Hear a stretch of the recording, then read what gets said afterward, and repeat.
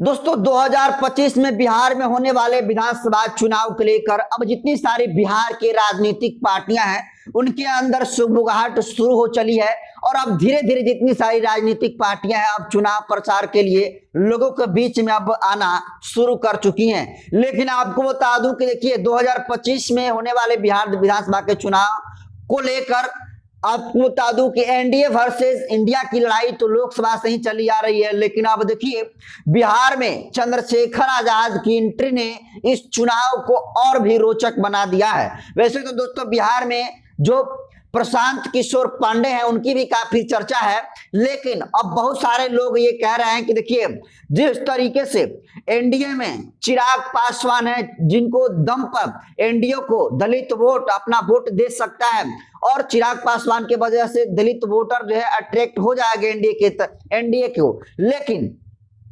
बिहार में India alliance जिसको महागठबंधन के नाम से जाना जाता है उसके पास कोई भी बड़ा दलित फेस नहीं है जिसके दम पर वो दलितों का वोट अपने तरफ खींच ले। ऐसे में चंद्रशेखर आजाद ही एकमात्र विकल्प बनते हैं महागठबंधन को। तो क्या दोस्तों महागठबंधन चंद्रशेखर आजाद को अलायंस में लेगी या नहीं लेगी, इसको लेकर भी जो तेजस्वी यादव हैं वो क्लियर कर दिए हैं। और तेजस्वी यादव ने हाल ही में एक बयान दिया था जिसमें उन्होंने कहा था कि बिहार में सबको लड़ना होता है, हम तो कहीं लड़ने के लिए नहीं जाते हैं। तो तेजस्वी यादव का ये इशारा था कि चंद्रशेखर आजाद के साथ वो अलायंस नहीं करेंगे। तो अब बस समझ लीजिए कि बिहार की जो लड़ाई है सीधे तौर पर चिराग पासवान वर्सेस चंद्रशेखर आजाद के बीच हो गई है। जी हाँ दोस्तों, आप सही सुन रहे हैं, चंद्रशेखर आजाद और चिराग पासवान के बीच की लड़ाई हो गई है। और सोचने वाली बात यह है कि क्या अगर चिराग पासवान और चंद्रशेखर आजाद के बीच में वोटर को लेकर राजनीतिक लड़ाई होती है तो कौन जीतेगा।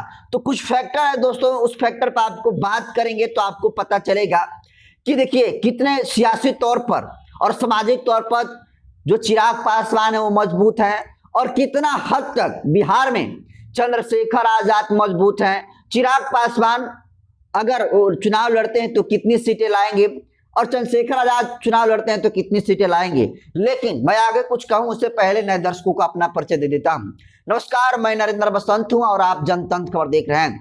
देखिए चिराग पासवान और चंद्रशेखर आजाद की अगर राजनीतिक कद की बात करें तो देखिए चिराग पासवान हाजीपुर से सांसद हैं और फिलहाल में अभी कैबिनेट मिनिस्टर हैं, फूड प्रोसेसिंग मिनिस्टर हैं। वहीं चंद्रशेखर आजाद भीम आर्मी के चीफ हैं और नगीना के सांसद चंद्रशेखर आजाद बने हैं। और देखिए जो चिराग पासवान है बिहार में पासवानों का एक अच्छा खासा जनाधार चिराग पासवान के पास है, इसमें कहीं दो राय नहीं है। लेकिन चंद्रशेखर आजाद के पास बिहार में न सिर्फ पासवान जाति के लोग बल्कि रविदास समाज की बात कर लें, मल्लाह समाज की बात कर लें, प्रजापति की बात कर लें, मुसलमानों की बात करें, सारे लोगों का जनाधार चंद्रशेखर आजाद के पास है। अगर दोस्तों देखा जाए राजनीतिक कद के बारे में तो तेजस्वी यादव का राजनीतिक कद चंद्रशेखर आजाद से थोड़ा सा बड़ा है और वो इसलिए है क्योंकि वो तो कैबिनेट में मिनिस्टर हैं और चंद्रशेखर आजाद सिर्फ सांसद हैं।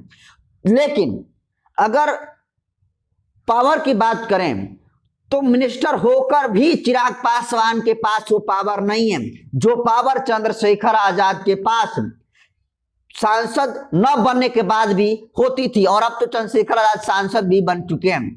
देखिए भाजपा के सहयोगी दल के तौर पर चिराग पासवान की पार्टी लोक जनशक्ति पार्टी खड़ी है और लोक जनशक्ति पार्टी के सुप्रीमो है चिराग पासवान।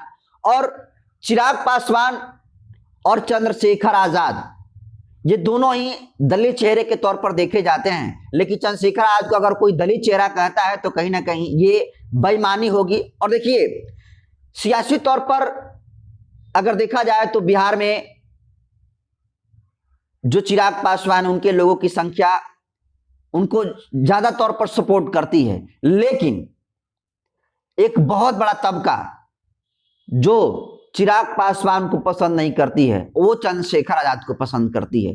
और अगर आप दोस्तों आपको बताऊं तो देखिए चिराग पासवान सियासी तौर पर तो मजबूत हैं, लेकिन ये सच है कि वो अलायंस के साथ तो हैं। भाजपा उन्हें पोजीशन तो दी है, कैबिनेट मिनिस्टर बनाई है, फूड प्रोसेसिंग मिनिस्टर, लेकिन ये भी सच है कि उन्हें पोजीशन देकर पावर छीनने का काम भारतीय जनता पार्टी ने किया है, और इस बात को चिराग पासवान अब समझ चुके हैं।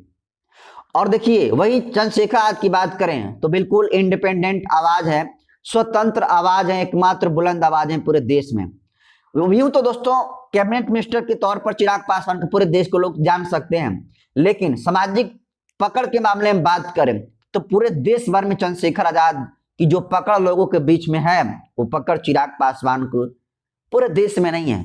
चिराग पासवान का अधिकतर पकड़ बिहार में है, और बिहार में उनकी राजनीति शुरू हुई और वहीं से ये सब कुछ सांसद बने और फिलहाल अभी मिनिस्टर हैं।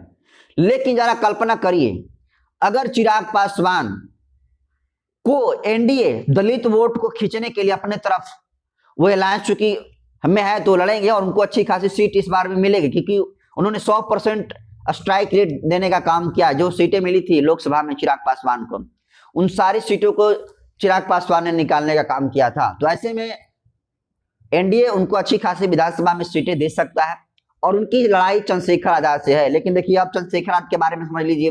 चंद्रशेखर आजाद झारखंड में चुनाव लड़े, वहां पर भी अच्छा खासा रिजल्ट आया।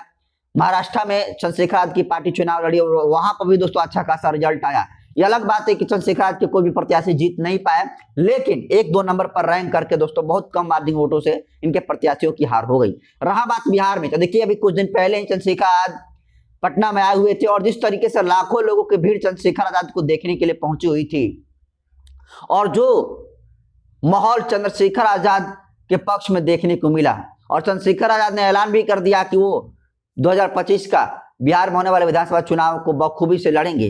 तो ऐसे में दोस्तों चिराग पासवान और चंद्रशेखर आजाद बड़े फैक्टर हैं। इसमें सबसे बड़ा फैक्टर चंद्रशेखर आजाद है, क्योंकि देखिए चिराग पासवान को सिर्फ और सिर्फ पासवान वोट करता है, और कुछ सवर्ण वोट जो उनके पार्टी की वजह से, वो अलायंस की वजह से उनको करता है।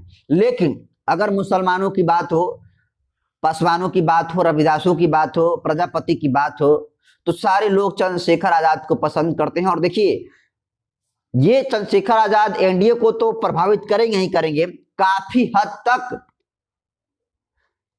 जो महागठबंधन है उस महागठबंधन को भी चंद्रशेखर आजाद परास्त करने का काम करेंगे। लेकिन आप जरा कल्पना करिए, देखिए चिराग पासवान है बिहार से आते हैं, लेकिन बिहार में जो घटनाएं घटती है उस पर चिराग पासवान नहीं पहुंचते हैं, लेकिन चंद्रशेखर आजाद पहले पहुंचने का काम करते हैं, उनके संगठन के लोग पहले पहुंचने का काम करते हैं। हाल ही में बताऊं कि देखिए पटना के विक्रम में एक पासवान जाति की महिला थी, उनके साथ सामूहिक दुष्कर्म हुआ, उस पर जो है चिराग पासवान का कोई रिएक्शन नहीं आया, उनके लोग नहीं गए, और इसको लेकर भी कहीं ना कहीं लोगों के अंदर गुस्सा है।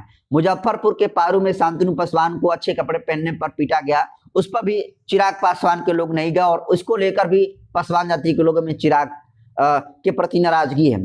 पुनपुन में दलित पासवान बच्ची के साथ दुष्कर्म हुआ, और यहाँ पर भी चिराग पासवान का कोई अता पता नहीं चला।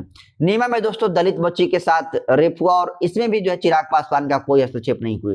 लेकिन जरा कल्पना करिए, बिहार में चिराग पासवान जहां कहीं भी एट्रोसिटी होती है वो जाने की तो बात दूर, वोट पीट तक नहीं कर पाते हैं। लेकिन जरा कल्पना करिए, ये जितनी सारे हमने घटनाओं का जिक्र किया, इन सारी घटनाओं पर चंद्रशेखर आजाद के सिपाही पहुंचने का काम करते हैं। और दोस्तों अब चंद्रशेखर आजाद की पकड़ जमीनी स्तर पर, चंद्रशेखर आजाद जमीनी स्तर पर अपनी पार्टी आजाद समाज पार्टी को मजबूत कर लिया है।